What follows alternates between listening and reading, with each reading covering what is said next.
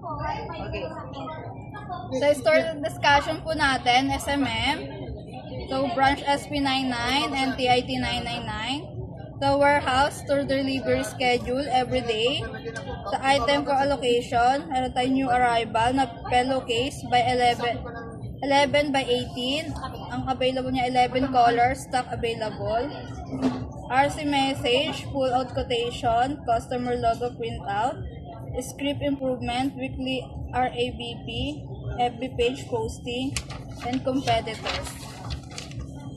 Sa website naman po, new page, sa page index, all page na meron sa website. New product upload, calendar page.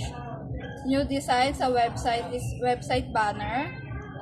Sa ROM, meron tayong square memo pad with sticky notes, crystal plaque, inflatable pillow. Sa OLM, PYD, TIT, meron tayong caps, jacket, ebro, free mock-up, free sample, DTF calendar, jacket, free sample and print, singlet, free layout and sample swatch. Sa ads and promo po natin, meron tayong sa TV ads for Christmas ads. Meron din po tayong banner for New Year, 2x5, A4, and A4 for New Year. Sa treasury, meron tayong complaint,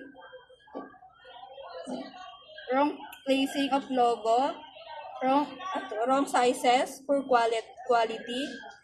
So I learned, always listen on customer instruction, be attentive in details, give correct size reference, always double check the item before delivery.